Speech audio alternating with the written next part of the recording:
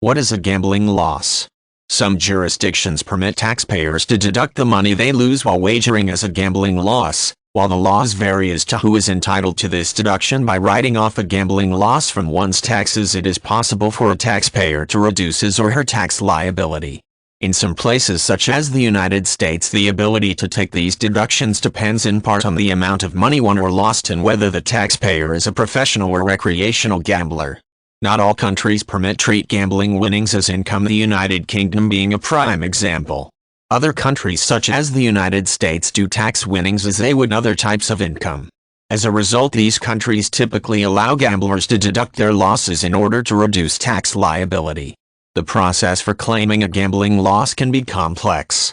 Some jurisdictions limit the amount that a person can claim in losses to the amount that they won. In addition, casual or recreational gamblers may only be able to claim a gambling loss as itemized deductions.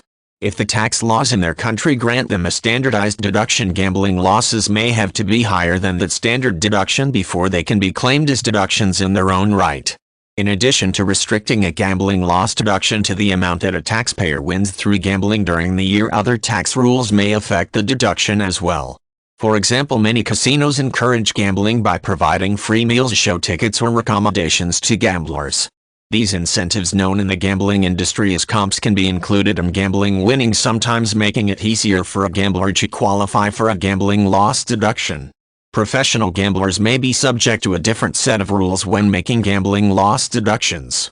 If a person makes all or most of their living by gambling, some jurisdictions will permit them to file their taxes as a self-employed person, and these professional gamblers may have more leeway in claiming losses connected with gambling and gambling-related expenses. Tax laws may also require casinos to report major wins to the tax authority.